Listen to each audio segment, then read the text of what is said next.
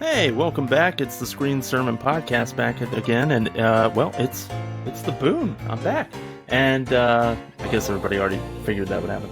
And Iguana Lover 23, whose name I still hate, Josh, aka Iguana Lover 23, is back with me for another week. Welcome back, sir. Happy to be back. Watch Leo. I still won't until my kids make me. And then Inky, you're back this week. I'm glad to have you back as well, sir. Welcome back.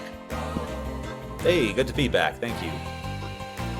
And I just want to very quickly do a little housekeeping. As always, we want you to reach out to us, give us your feedback, suggestions, any kind of comments. We would love to read them on the show.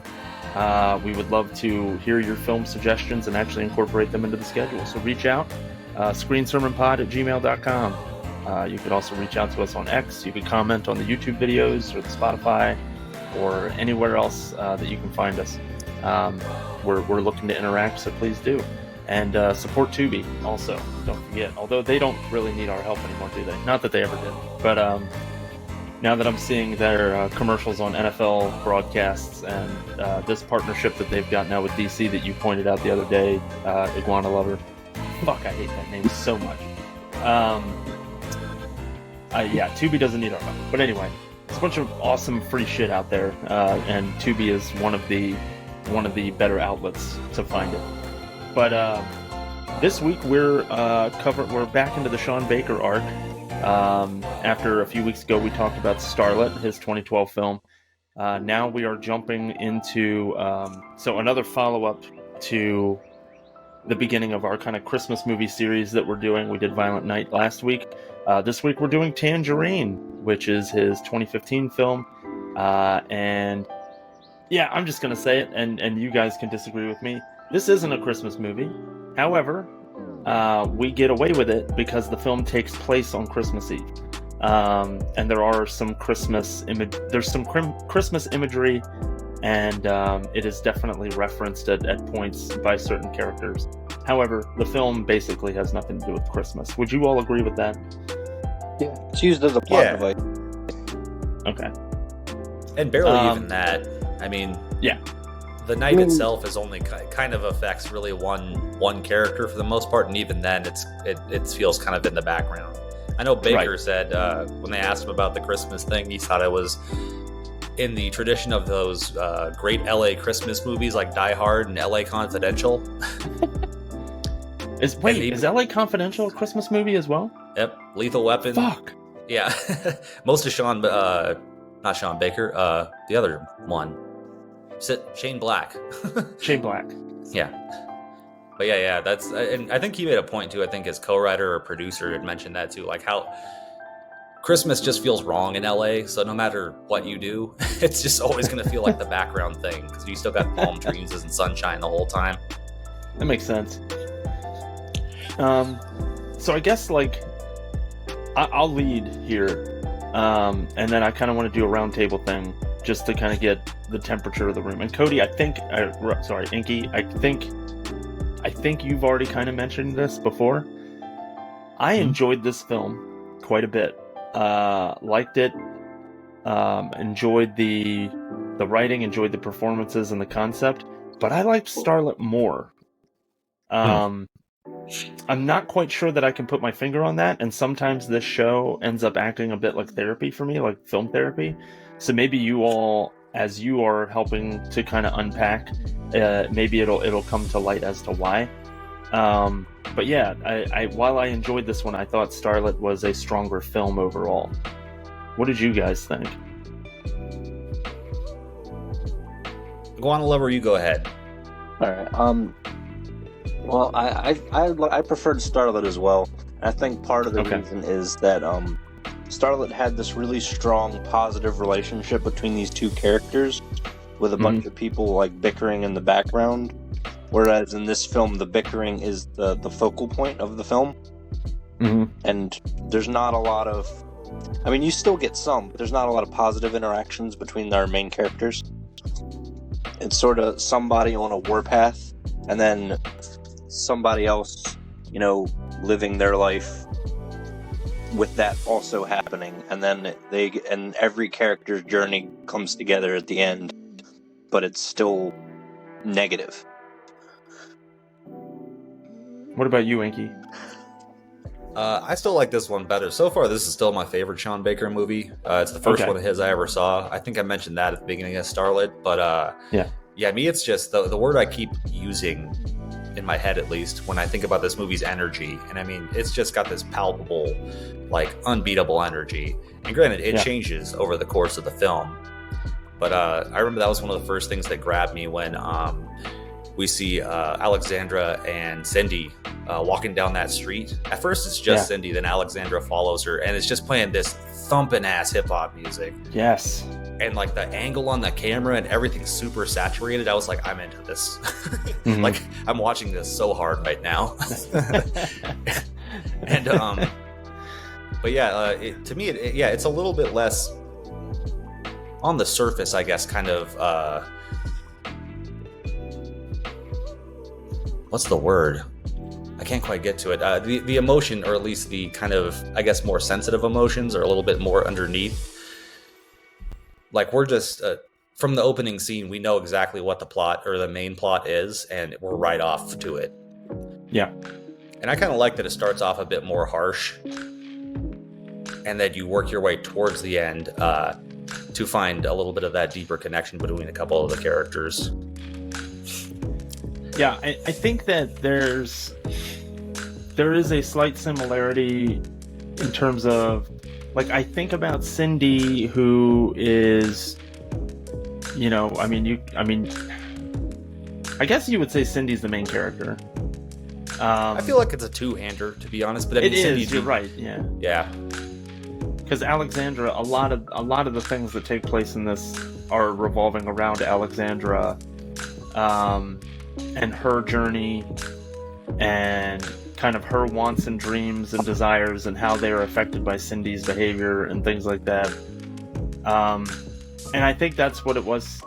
That's kind of, I think, what I struggled with, because on the flip side, when you looked at Starlet, you had Dree Hemingway and Besetka Johnson's characters, and Dree Hemingway's character definitely had some elements of, like, there's some selfishness in there, but then there's also, it more ended up being this kind of altruism where she just kind of wanted to do the right thing. And Alexandra definitely has these things that she's trying to accomplish, specifically like the performance that she's going to put on at the bar. And Cindy's her rage toward her pimp Chester, and wanting to confront him about learning that he was sleeping with somebody else and things like that, just completely overtakes Alexandra's whole day, basically, as she's trying to follow her around and keep things from escalating too far, which would eventually get her back in jail or something like that, up to and including the point where she almost misses the performance entirely. And I don't know, there was something that was causing a disconnect there, where I really appreciated Alexandra's character and enjoyed kind of watching her be the one that kind of has to contain this tornado. But Cindy, as a character that I'm supposed to be connecting with as an audience member, I mean, while understanding the driving force there of just like, I was cheated on by a significant other, and how that would make me feel, and how that would set me on a warpath and things like that, there was still just something about the character or the performance, I'm not 100% sure, but I just couldn't get behind Cindy's character as much. Well, she's not as easy to like. Yeah. On the surface, at least. I mean, like you say, like, there's some understandable emotion in her retribution and all that, especially since she just did 30 days for this asshole. Right. Took the fall for him. Yeah. I mean, what were you going to say, Josh? I agree with her being a less likable character, but then again, the circumstances in which we see her character are her being cheated on, and then her being pissed and trying to get some type of answer and retribution. It's hard to see somebody in that situation in a positive light in the first place. Because I don't think her interactions with, say, Alexandra or negative at all. They seem friendly, even at the end when we get that little twist that Alexandra had also fucked her man. She doesn't immediately go to rip her throat out like she does with Dinah. Because they're best friends and all, and they even end up sort of reconciling at the laundromat at the end. So I don't think she's like irredeemably bad. It's just the circumstances in which we meet the character and are with her throughout the whole thing aren't the best. That's part of why I give Katana Kiki Rodriguez, who is, I mean, I feel like Maya Taylor deserves a whole lot of credit as well for this. But Katana really stood out for a lot of the people, and you read that in a lot of the reviews. And it's a tough thing to play somebody that is that difficult and give them a lot of charisma and character. And boy, does she do it. We'll get into more of this when we get to Red Rocket, another Sean Baker film. Another movie about somebody who was actually much worse, actually. This is just a flat asshole, but like you can't take your eyes off him. That's the weird part. And from everything I've heard, Maya Taylor and I think Sean Baker as well, both said that Katana Rodriguez is very much not like Cindy. She's actually a much more composed, introverted type of person, to the point where she didn't even want to go to a lot of the red carpets for this. I read the same thing, and that's also why she didn't continue her career in any way, shape, or form. Like this, and then I think like a documentary around like I want to say it's around the trans experience or like trans people. I think she plays herself in an episode of like a docu-series around transgender, you know, and that you know, that whole community, and I think those are literally her only two credits. Or this film and that show, and I think it's the same thing. She just had no real interest in actually being that out in the public and spotlight and things like that. But this was notable because our primary two characters, there was a relatively large groundswell of support to get them the first ever Oscar nominations for transgender performers. Obviously, they didn't end up being nominated, but there was a lot of support about it, around it out there. And then, of course, the Academy does what it's going to do. Right. One thing that Sean Baker does really well, just based on the two films now that I've seen of his, is he's really good at highlighting underrepresented voices and their experiences. We had sex workers in the first film, and now we have still sex workers, but also transgenders. We have what foreigners are like on Christmas and or Christmas Eve, I should say. Yeah. With the hell is his name? Razmik being Armenian, and there's a whole little dialogue there about, you know, being immigrants and trying to conform to American ideals of Christmas. Just in that little conversation there. Yeah. And we also get I got jump scared by James Ranson again, playing another fucking dick. I didn't know he was going to be in this too. And I was like, really? This fucking guy again? He is a scene devourer. He is. Yeah, it's almost too much in this one. I remember that from the first time I saw it, and Baker even said he does that kind of the shot, and I think there's even like a music cue when you first see him. He said it's almost as a joke, because you know what I mean? Yeah. And I actually like that kind of bit where you keep hearing about Chester and you never see him. Yeah. So you can conjure up all kinds of ideas of what this pimp looks like, and when you see him, and again, he gets that kind of treatment, like the reveal of a villain or something, and it's just him. It's just this silly asshole. It's like this goofy, like, comedic pimp version of the Claw from Inspector Gadget. It's like you never fucking see him. You just hear about him all the time. And I think what I read, this is an 88-minute film, and he doesn't show up until 58 minutes in. Oh wow! Like, I thought it was even later. Yeah, I mean, it's fair to assume that it is, because I don't think he's on screen actually for all that much time. No. So he's literally only on screen in the donut shop and then right outside of it. I don't think you see him anywhere else. That's it. Nope. Yeah, it's just in there. And that's when things start to really. It is kind of funny too. It reminds me of some of those where you think you're getting to the climax, and in some ways it is, but I mean, it's almost like the climax does the opposite, and everything just keeps falling apart worse. Yeah, this is getting worse. Yeah, that is a great scene, though. Yeah, there's one part I forgot when there's still a fight. I forget if there's still a fight happening inside or something, or if they're just kind of chilling. And he's out there smoking. I think it's meth with Cindy and Dinah. Was it both of them? I can't remember now. But I know Cindy's there because he throws something offhand. He says something about like spit. And he's about to catch himself, and then Cindy just says, "I didn't. I swallowed." And he's like, "That I sure walked into that one." And his delivery is just so like clearly improvised. Yeah. Which, speaking of something I heard about Ransom, sorry, I'll pass the mic here shortly, but he apparently did a lot of work and hung out in the area because big inspiration for this movie was Sean Baker lived down the road from this. I'm gonna forget the exact area. I think Santa Monica Boulevard, maybe.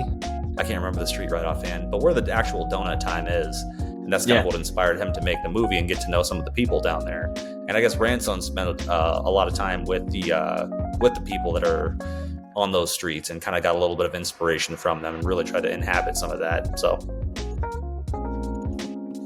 yeah, I mean, he really got integrated in there, and then, you know, found that influence or found that inspiration to play the character, because it is very much, it seems very against type for what you would assume James Ransom would play. Without, I mean, I don't know anything about him, but just seeing him in some of the other shit I've seen him in. I mean, I've only seen him in this, Starlet, and The Wire, so it feels very of character for him. You haven't seen the second It Chapter 2? Oh, you're right. Oh, yeah, that's right. Yeah, you're right. Yep. I don't know. I'm starting to associate him with being a scrawny little white asshole because of the Sean Baker arc. It's ruining my perception of this actor. Oh my god, James Ransom is going to be the next fucking Dr. Dolittle? Like, that white thug guy? That's what I'm going to start saying about him. He's not, by the way. I made that up, just in case. Yeah, he's not Dr. Dolittle. See, I believe you wholeheartedly, but I still didn't give a fuck. It would have been good as hell. Sean Baker directed it, though. It's all about animals being sex workers. Yeah. And Doolittle's the pimp. They shot it at this dilapidated zoo in Cleveland. Most of the animals were first-time actors. Oh, mercy. So yeah, another thing that's notable, and I think is pretty widely known about this film, evidently it was shot using 3 iPhones. Yeah. Which severely... I mean, this has a $100,000 budget, and I don't even know where that went, to be honest. Nobody's in this film outside of James Ransom, and at the time, was he known in 2015 as anything? I don't think so. He was just on The Wire. Okay. Yeah. So he was probably the most known. I mean, Starlet was when he was still kind of working his way up, but yeah, he had just been on the 2nd season of The Wire. Okay. So yeah, I mean, it's $100,000 to make this movie. Yeah, I mean, you're not paying for film equipment and film stock and stuff like that. You're literally shooting this thing guerrilla style with iPhones and then like stabilizers and things. I know that there was some evidently there was a kind of like a tech add-on company that had a prototype for a specific kind of like filter or something like that, and they effectively gave them a few prototypes to use for free or something like that. Yeah, Baker found them online. He was looking for some. He went and watched and researched some different like movies shot with iPhones. Yeah. And I think somehow through that he found this kind of lens pack attachments that do like kind of an anamorphic sort of effect. Yeah, that's right. They also, from what I heard, they had some decent sound equipment as well. Okay. Yeah, so that's one of the parts, possibly where the rest of that budget went. You know. Yeah. That makes more sense because it did sound It didn't sound like it was recorded on a phone. No. Yeah, because I've shot those myself, and they sound god awful. Absolutely. Yeah. And I have like 6 generations past that iPhone. Yes. I have like 800 videos of my children on an iPhone that sound like garbage, but you know. So yeah, I could see that if they spent the budget there just to make sure the sound didn't sound absolutely god awful.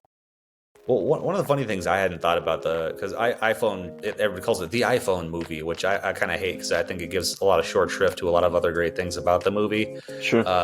Something I hadn't considered, though, Baker said was an asset with using the phones. One, they didn't get like stopped or like checked out, I guess, because they're always looking for young filmmakers without permits. Everybody just thought they were doing like selfies and shit, because they're just out there with iPhones. The other party said because some of the first-time actors were so a bit camera shy, so rather than shoving, 2 giant Hollywood cameras and like boom mics all around them and making them more nervous, it's just like, again, like you're shooting something with your friend. That's a good point. Yeah, that's very good. And I know they were talking about how, like, with that style of shooting, also, like, they were just shooting not on sets, but just in these actual locations. So if you're shooting with an iPhone and you happen to catch a bunch of pedestrians on the street outside the window when you're in donut time, those people are now just in the movie, and you got to go track them down and get them to sign, non-disclosures and all this other stuff. So, but yeah, I mean, it's just one of those things, like, you don't have to close the whole street down for this level of a picture. You just we're just gonna shoot it, and whoever's back there's back there. Yeah, I think Baker, who was one of the cinematographers or one of the camera operators, he was actually riding a bike for a couple of scenes. Yeah, and operating the iPhone to film at the same time, and I'm like, man, that is some, I don't know what to call it. That's some like Roger Corman, like Larry Cohen ass shit. And I love it. So, well, I also think that, and from what I've gleaned from my experiences with Sean Baker at this point, is he seems to love California, and seems to love making his films in some way or another about California, the experience of living in California or these certain areas of California. And so when you shoot a film on a phone and you're just willing to capture whatever's outside the window, it's not this incredibly controlled environment. Like, you're going to get California, you're going to get that, Santa Monica Boulevard or whatever neighborhood they were in. You're catching a live shot of what that's like on any given day when you're shooting that way. And then that ends up getting immortalized in the film forever. And, I'm sure hoping to get some kind of like local, fun, kind of colorful characters in the background and stuff was something they were looking forward to hopefully grabbing. Just because it does kind of offer a snapshot of what people would naturally see living in this neighborhood day to day. Yeah, that's one of my favorite things about most of his movies is just that sense of place. Yeah. This is the last one of our arc that's going to be in California, but okay. When you see how he captures, say, like Florida and Texas in the next two, I think you can appreciate more of that. Actually, One last thing about the phone. There's a line I remember Dana Gould, I don't know if it's even his or if he's quoting one of his friends or collaborators, but people tell him, he's like, there's more technology in your iPhone than Orson Welles had to shoot Citizen Kane. Yeah. And his line is usually, well, yeah, but you still need Orson Welles. That's fair.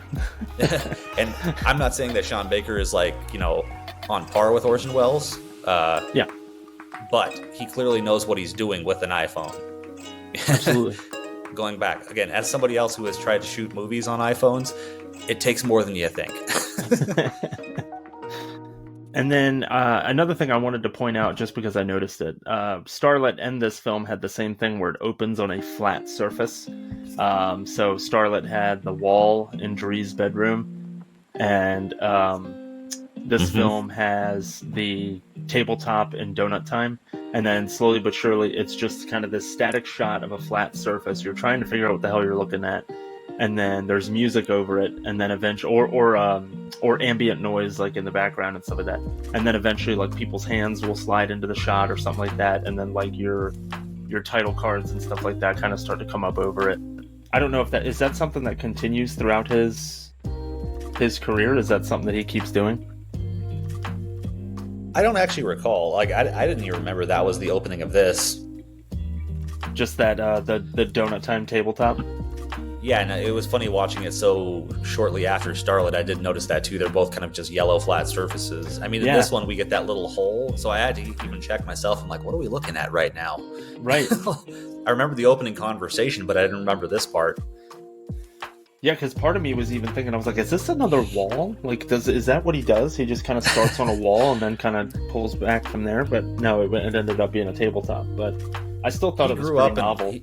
He grew up in a room with yellow walls, and it just really stuck with him. And he just sticks with it. Yeah. Well, I'm definitely going to be on the lookout. We're not going to touch base with Sean Baker again until like mid-January, I think, because we have some other things that we're planning on doing. But when we do eventually get to Florida Project, I'm going to make sure to make a note of that. Like, it starts on a flat surface again. It's the bottom of somebody's foot, or some shit like that. Willem Dafoe, I knew it. Okay, so we had a quick little hiccup there. We lost Iguana Lover 23 for a few minutes, having some mic issues. Inky and I chatted quite a bit there and hit on a bunch of topics. I want to make sure that you have a chance to jump in as well about whatever we were just talking about. So go ahead, whatever we missed.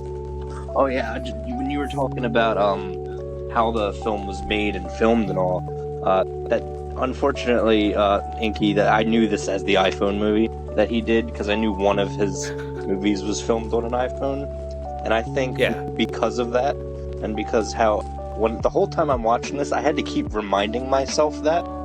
Because it didn't look that way at all to me. It looked like someone was trying to replicate a more intimately shot film. Because all of these films, they're very genuine. They're very character driven. And even Starlit, you just feel like you're there. You don't feel like you're watching a movie. All the characters feel like real people that you could just go out and see, and if you happen to be in California in that area. I knew this as the phone movie. I really had to keep reminding myself that so I can point out, because I kept forgetting how good it is. Yeah. While I preferred Starlit to this, I think technically speaking, I preferred this as far as production. Because I've also tried to shoot, not on an iPhone because iPhones are garbage, but I've also tried to shoot on a phone before, and they're not fun. It's really hard to keep it steady and to keep things in focus. So the fact that this was all done on a 5S, which I did own, and that's, of all the iPhones that I've ever had the misfortune of using, that was the worst one. So yeah, it's amazing what you could do with talent and fucking shitty technology. Well, going back to Inky's comment about, Orson Welles had less technology when he filmed, Citizen Kane, but they had Orson Welles. We could say Sean Baker is the Orson Welles of phone movies. How does that sound? I haven't seen I think without a doubt. Yeah. Well, and that's kind of my point, though, too. Like, everybody else had those same cameras when he made Citizen Kane. I mean, he also had Greg Toland, which helped a lot. And who was he? Like, you'll have to enlighten me. Cinematographer for Citizen Kane. Got it. Yeah. Okay. That was Orson Welles' first directing job, so I'm sure he leaned on him quite a bit. Holy shit, was it really? Yep, he was only like 24. It's like one of the most famous... I mean, obviously, I know it's one of the most famous films of all time. I never realized that was his first film. Yeah, he's only like 24, and he I don't know if he really even co-wrote. That's debatable. But yeah, like acted it and directed it. He's acting a dude's life across like 4 different periods. Wow. Am I the only one that hadn't seen Citizen Kane? Yes, out of the 3 of us, you're the only one. I haven't seen it in a really long time. Oh. And could do with a refresh now that I know much more about film than I used to. Oh, it's worth it. Bookmark. It's worth it to watch those shots. Yeah. Actually, while we're on that, just real quick, because the other guy that he had in his back pocket, Wells, was Herman Mankiewicz, who wrote the screenplay. Okay.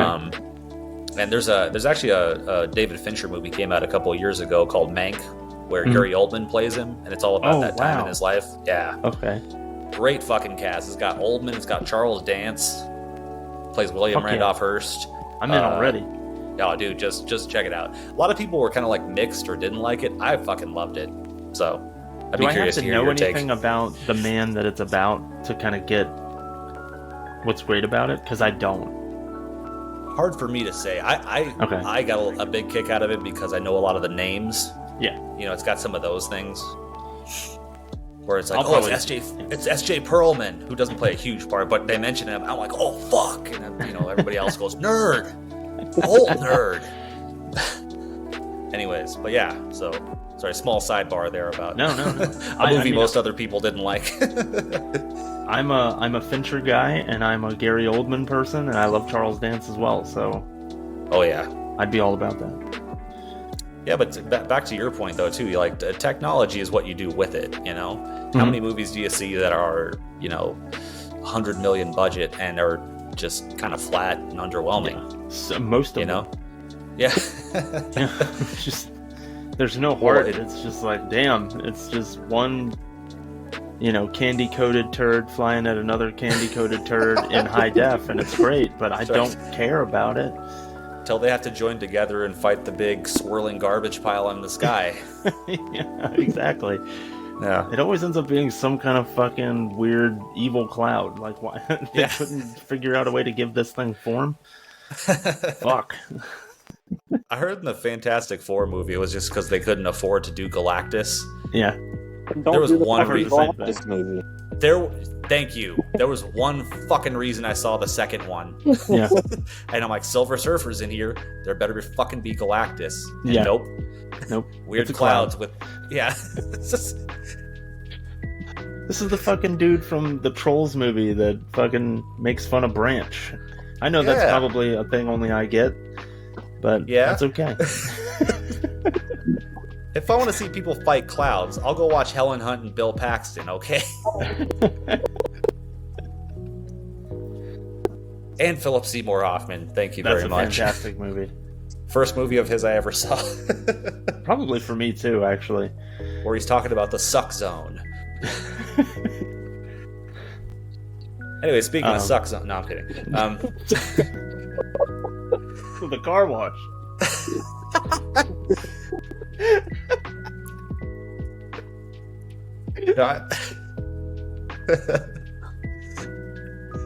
Fuck! I fucking broke myself. When Rosmic heads to it.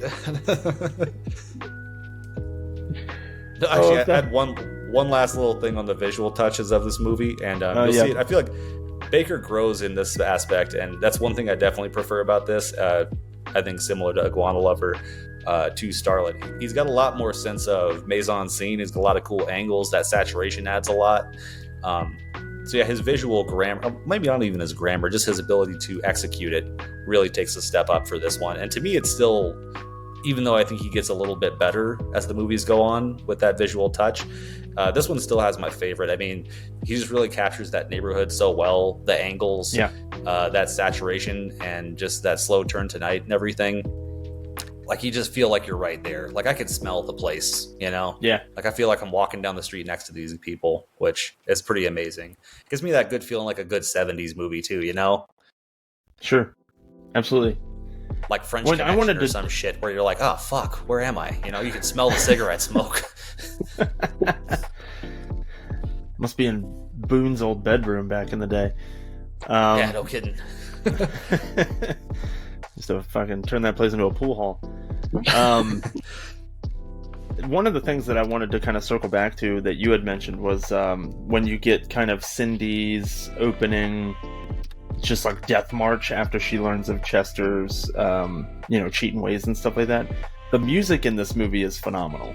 And I think there were multiple instances where the decisions around what songs they use and at what points in time, and mixing them with kind of like the very active camera work, like I used the term guerrilla style earlier, but like when he's riding a bicycle to kind of keep with this tracking shot and things like that. I thought the music was used incredibly effectively. I think it's something that was done better than what happened in Starlight. I don't even remember any of the music in Starlight, for example, but it definitely stood out in Tangerine. I thought he did an incredible job with those choices. If it was him, I don't even know if Sean Baker made those choices, but whoever was doing the music, I thought did a phenomenal job. I wanted to make sure to touch back on that as well. Yeah, I forget the exact artist, but he found one of them just on like social media or something. He's actually found a few different collaborators from just checking out social media. It definitely worked for him this time. Towards the beginning, there was this decently long section where the score was backed by a bunch of classical music. Yeah. And I wrote in my notes, what is this Looney Tunes-esque soundtrack? Because that's what it reminded me of. And then it immediately jumped back into some more like modern, like techno stuff as we get into more action-oriented scenes. But during the part where she's like traveling from place to place, it just had this fucking classical. And outside of that being jarring at first to hear, because it sort of faded from a good score to that to a more modern thing, sort of as the story progresses. Yeah. I thought it worked very well. I mean, yeah, I also don't remember anything about the music in Starlight, honestly. Nothing that stuck with me. Yeah. Whereas this one, it seemed to work very well with what the characters were doing and how far they got into their conflict. Like, especially towards the part where they get to the bar where the performance is held. Yeah.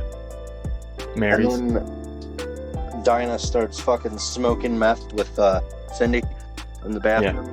Yeah. Everything, it gets a way more intimate feel now that you have all these characters together. And then comes to a head when we get to our final scene with everyone, a bunch of people fucking arguing in a donut shop. Yelling at each other at donut time? Yeah. Yeah. I'm glad you brought up Dinah again, because this watch I definitely wanted to give a shout out to Mickey O'Hagan, who plays Dinah. Yeah. And like that's another not easy gig. Yeah.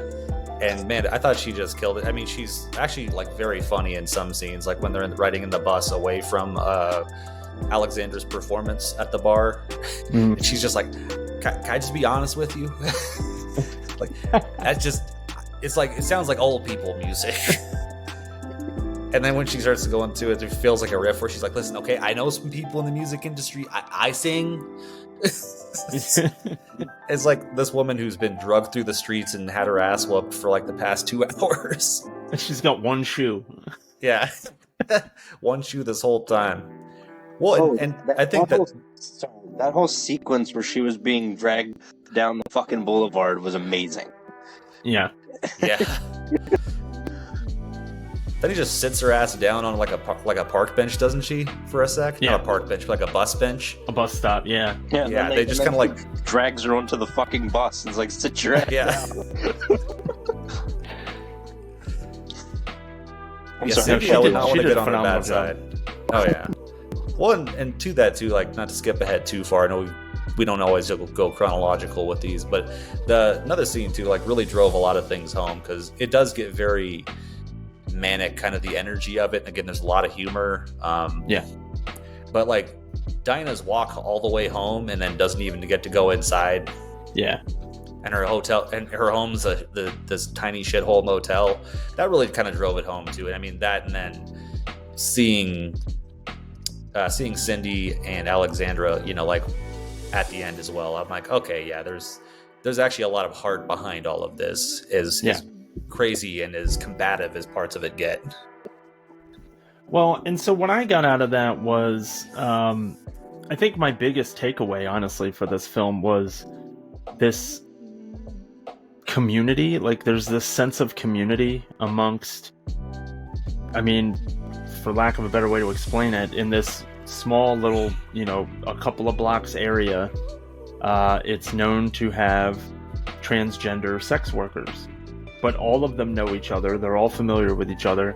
They all have a very specific style of communicating with each other, you know, calling each other bitch, and that's just like what they expect from one another. You know, they refer to straight women, or I'm sorry, not straight necessarily, but women who are biologically women with vaginas and all this other, like, they call them fish. Like, there's a very specific parlance, there's a very specific, like, colloquialisms that they all use, and it's shared amongst all of them.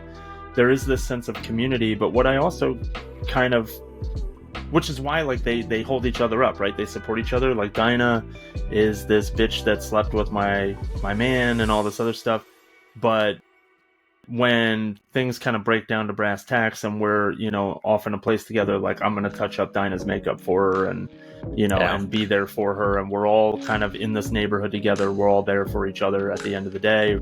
And honestly, like, to your point, which you were just pointing out, like, this film ends on a pretty, you know, a pretty melancholy note, while it's heartfelt, and you realize, like, Alexandra and Cindy's characters are still friends, and you know, things are going to continue on as they always have.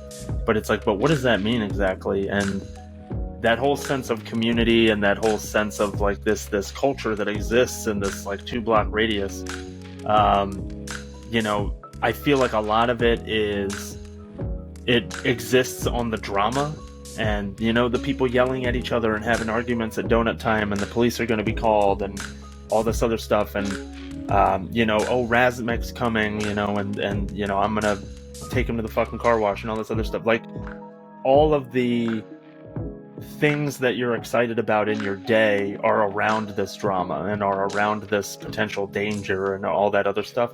Because then when you break it all down, and it's the end of the day, and you get into the quiet moments, you're at a fucking laundromat trying to wash the piss out of your wig, or you're not able to get back into your, you know, your shared motel room that you and, like, half a dozen other sex workers are using to sleep with, you know, Johns.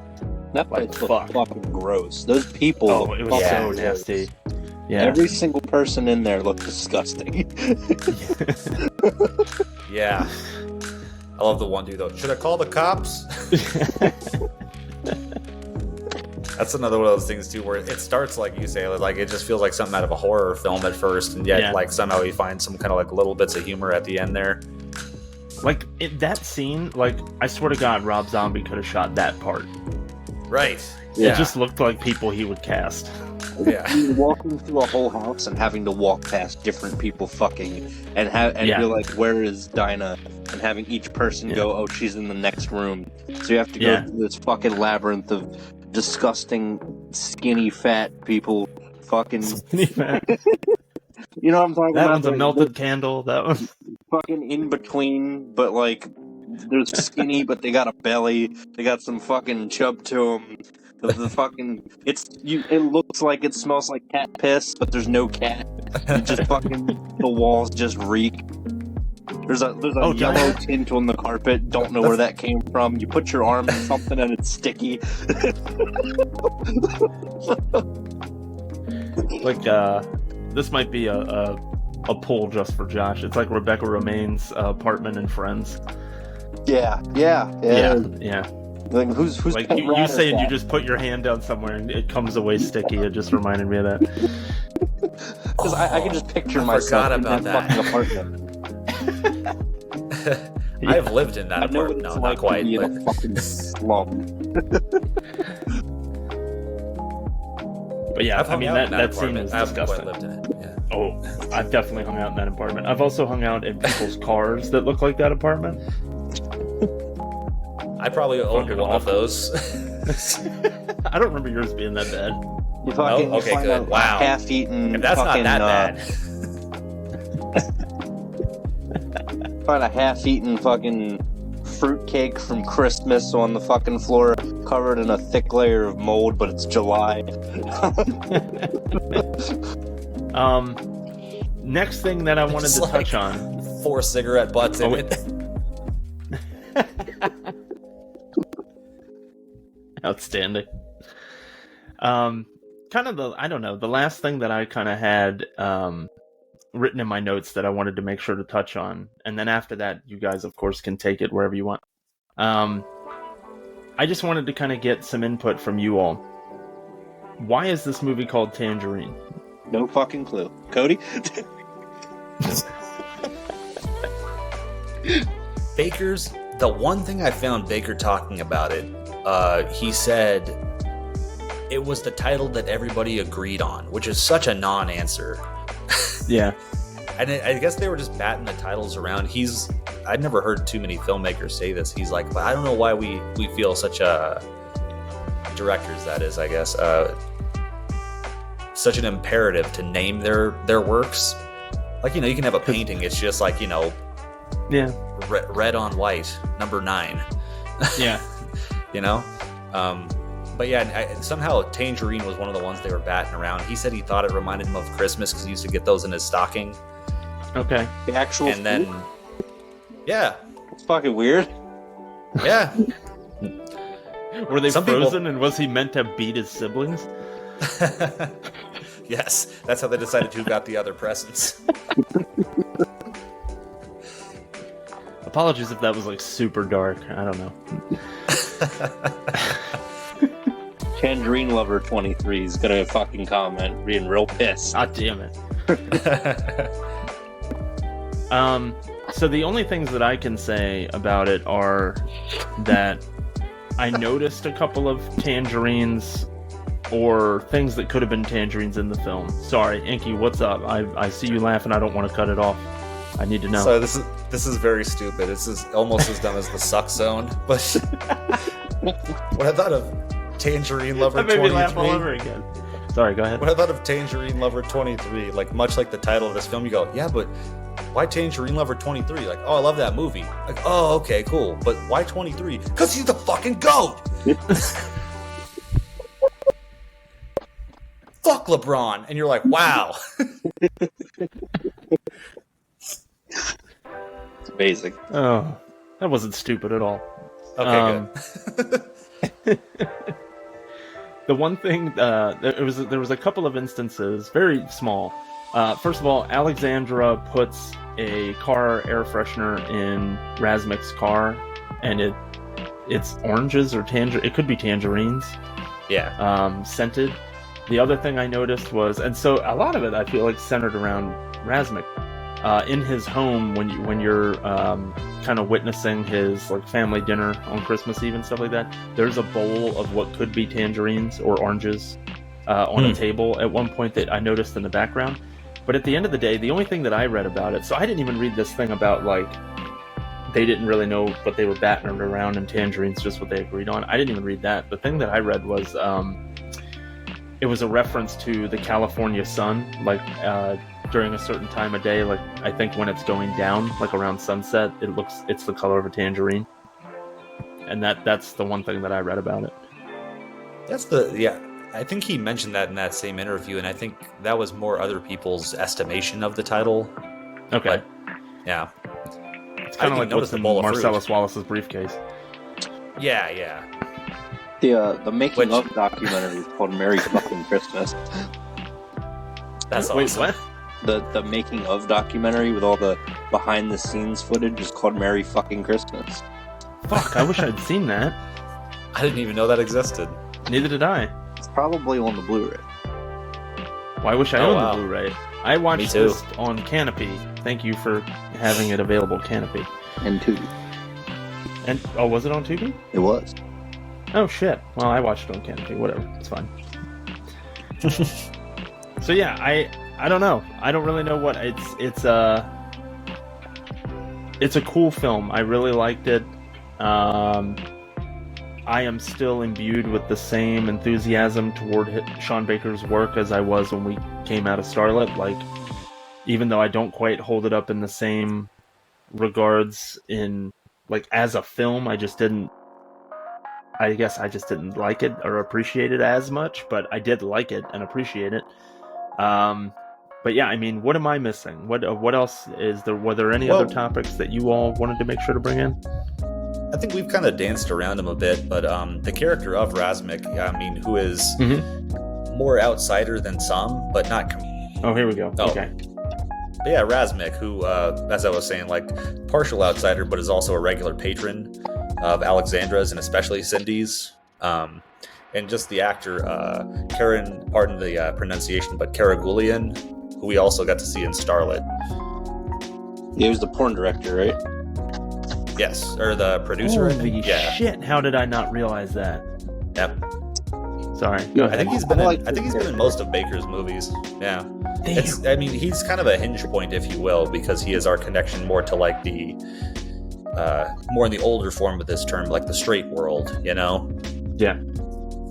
And also for a cast that is largely populated by people who are first-time actors or not very experienced actors, the woman that plays Rosmik's mother-in-law, Ashken, actress named Ala Tumanian, she's been acting since like the 70s. Oh wow. Yeah. Like some different Armenian films. Was there anything to the reveal of Razmik having a wife, and then the wife gets there, and instead of this big confrontation, her being like, "Oh, just whatever happens in our family is our business. Stay out of it." Is there anything to that? I don't know. I mean, it's surprising at the very least, because I think you'd expect more of the way his mother-in-law reacts. But yeah, she says something along the lines of, "A wife needs to just turn her head sometimes." I guess because he's the sole provider of the household, and without him, there wouldn't be anything. But that seemed like a very unsatisfying conclusion to his arc. I also don't know if it's. I mean, I'm obviously ignorant, but I don't know if it's an Armenian cultural thing. I don't know. I just say, practically speaking, if he's the sole breadwinner, then I mean, he's not doing a very good job because he's blowing half of it down there on Santa Monica. It's true. I have to fucking suck his own car wash. Which, going back when you said like we were talking about the area in the community, like not everybody is quite knows where they're at, obviously, because that the first woman we see him pick up, he has to tell her later that block's not for pussies. I forgot about that. Yeah, I forgot about that whole thing. What the fuck is this? And she's just like, "What do you mean? Like, what do you mean? She has no idea what's happening." He's like, "Let me see it." Yeah. What the fuck is this? It's a pussy. Yeah, that was fuck out of my cab. Anna Fox, an adult film actress who, I guess when it came time to shoot that scene, from something I read, she was pretty nervous, but Karen Karagulian ended up kind of making her feel very comfortable because he's a very engaging and nice guy and very friendly and stuff like that. So that's good to hear. Yeah, because I mean, he puts his hand all down there and shit, and so like it's you must have said some really great shit to make her feel okay about that. You don't let just any dude muppet you. I'm sorry, I go on. I liked it. What kind of puppetry are they teaching you at that film school? Never mind, forget. There's a lot of unexpectedly funny bits in this, like that. Yeah. The part where there's almost a fight, and the line fucking. Oh yes. You forget I got a dick too. Yep. Made me fucking lose my shit. And she just starts whooping on like the saddest looking white dude. Oh man, he was pathetic. That one dude. I think he was credited as something. He was credited as Parsimonious John. Parsimonious John. I see it right here. Parsimonious? I don't know what the fuck does that even mean. Sounds funny. I'm looking it up. Talk amongst yourselves. I was looking it up too. I can't even wait. Yeah. Unwilling to spend money or use resources. Stingy or frugal. I like that. That's a fucking canon name. Fucking Parsimonious John. Band name called it. Well, that's his booth at the convention. First album, Suck Zone Car Wash.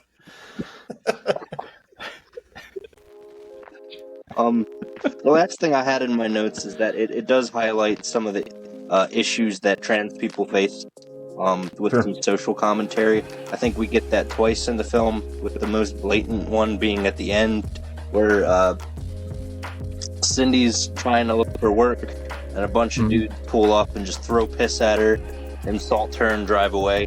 But there's another one where that cop that is familiar with Alexandra, that one cop's like, you want to handle this, or you want me to do it?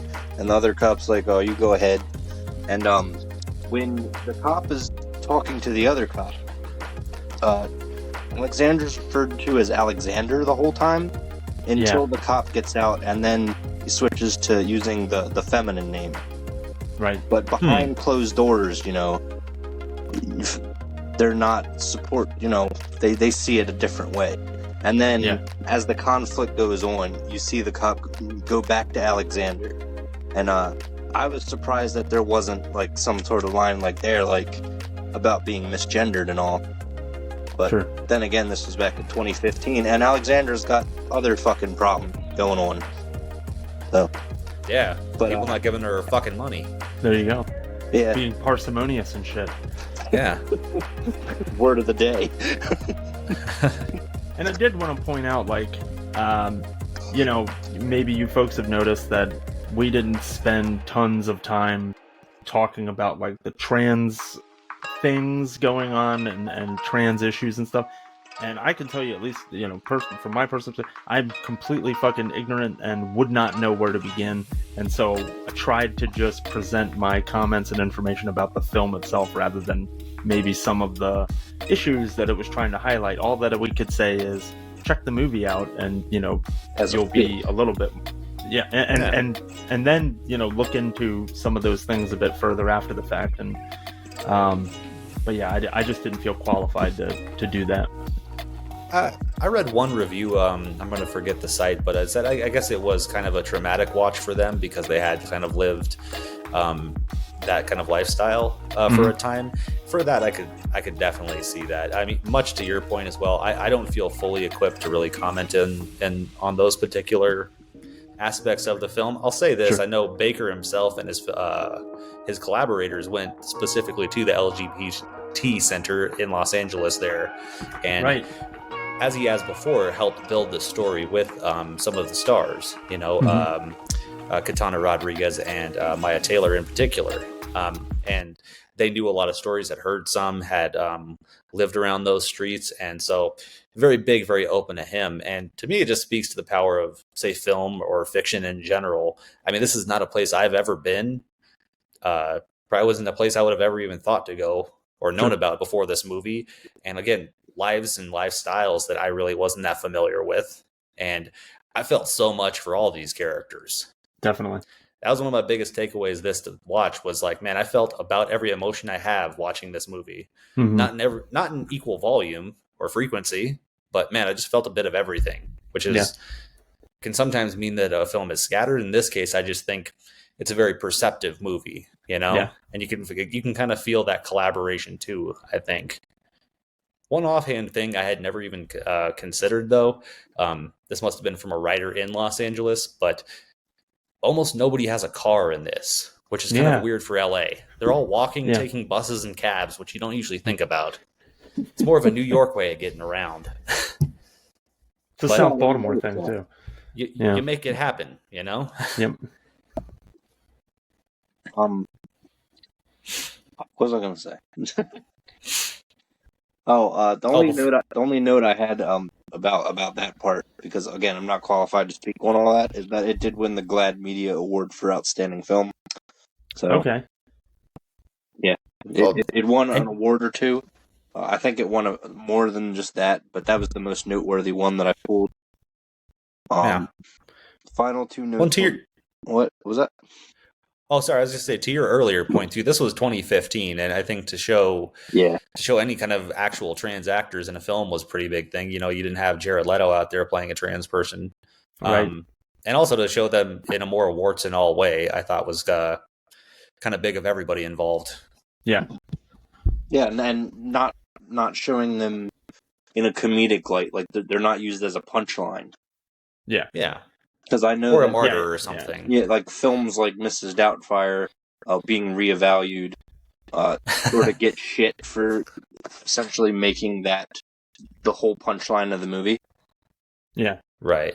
Well, it's not like the trans version of the birdcage or something like that. Yeah, and I won't put like a fucking opinion there because people are entitled to feel how they feel about it. But it's probably, seeing people in your community behave as people and have the certain aspects of him not be their whole personality. Mm-hmm. Yes. And I think dimensionality. Sean Baker's really good at just showing people living their lives. Like I mentioned before, everything just feels so real, so genuine. And I still haven't been able to place why that is. I think a lot of the dialogue must be ad-libbed to a certain degree. A lot of it felt that way, for sure. Yeah. So I feel like real conversations. I don't feel like anyone's reading a script, except maybe like the bare bones of it. Mm-hmm. Do you have any insight on that at all? Parsimonious John, they probably wrote his lines. They do write a script. I know Chris Burgos co-wrote on this one with Sean Baker, but for what I understand, there is a certain amount of improvisation, and like I said, he likes to include the actors or the people that would know about the place and the lives that they're making the movie about, kind of contribute in those ways. So I think that really comes through. When I think is three people who I'm assuming all three of us have written something, either a piece of, a page of, or something resembling a script in all of our lives, right? I think all three of us have done that at some point, haven't we? Yeah. Yeah. Okay. I thought so. I'm sure the concept of like doing like a fill-in where you're just kind of like, I don't want to necessarily write dialogue for this character or this person, but I just want to give an idea, so I'm going to write what I'm hoping they'll kind of get across rather than the words that they're going to say, and then letting them run with that. And I'm sure that's what happened in some of that script. I'm sure that's what some of it is. It's just like, they're going to say some cool shit that if I wrote it, it would sound horrible. So, but this is what we're going to try to get across. Do like a Curb Your Enthusiasm. You get the scene together, but you let everybody else find it in the scene. Exactly. Yes.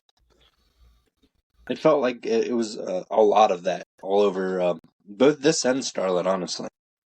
Mm-hmm. No, I agree. I definitely I could see that for sure. And last couple things I have before I turn it over to Inky is I think Razmik was a really good character. I like how up to the point where he meets our other main characters. Well, not that he's one of the main characters, but he meets the main characters. I like that we see him just living his life as a cabbie, picking up various passengers. Yeah, just to kind of introduce him and his day to day. And the shit that he has to deal with. Oh yeah, people throwing up all over his car. Which leads to... The cab fucking reeks. Who's gonna clean this? See, he asked who. The one time that happened to me, I was not like a cab driver. This was my actual car. It was my buddy. I didn't say who. I said, you're going to fucking clean this up. As he's sitting on the curb, he's like, what? Oh, come on. And I'm like, nope. And then he's still got to go about his day, so he picks up someone else. And like, it smells like shit in here. He's like, I know, I'm sorry. Yeah, she literally says, your cab fucking reeks. That's her line. There was Alexandra has the same sentiment, which is why she buys the fucking air freshener. Yeah, I thought that was a nice way to tie that together. That was a sweet little moment, too. It was. Also, who are the kids? Like, what else is happening? Like, I worry more about, like, these randos that we see, like, the people who are drunk at, like, noon on Christmas Eve. Yeah. They probably shithouse parties and shit. Yeah, but it's still, like, daylight, my dude. It's California. I just assume they're all nuts.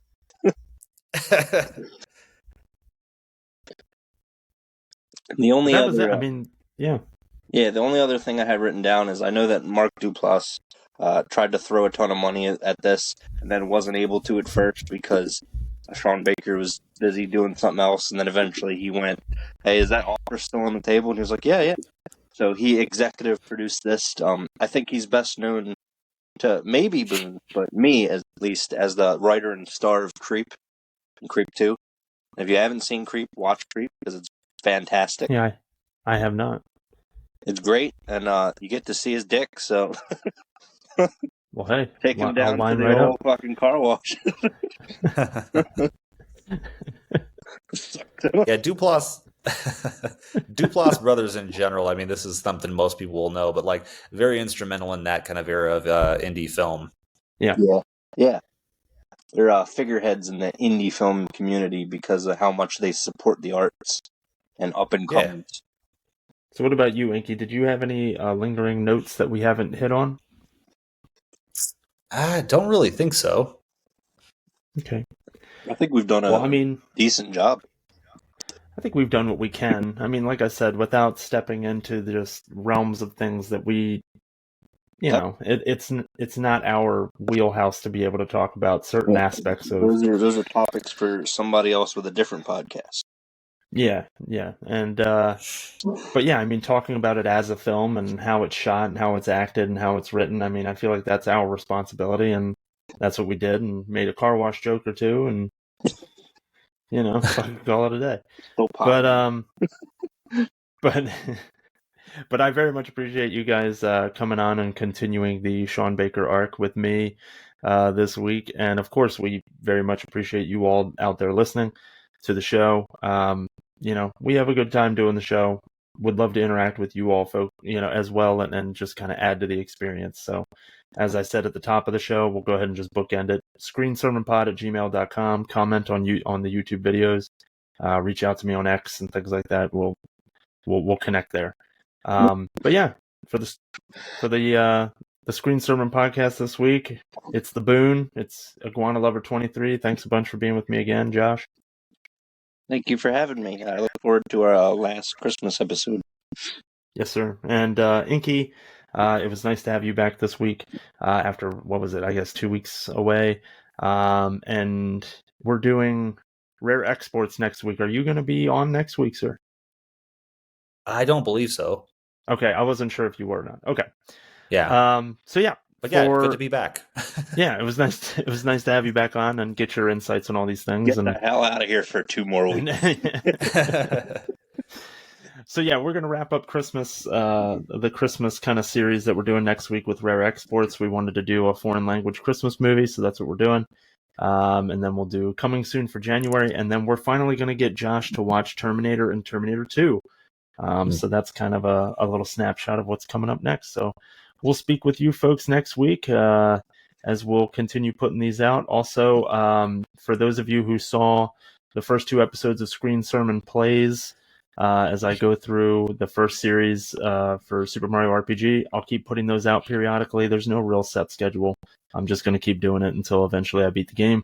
So yeah, support those as well, and comment and send me suggestions on those too.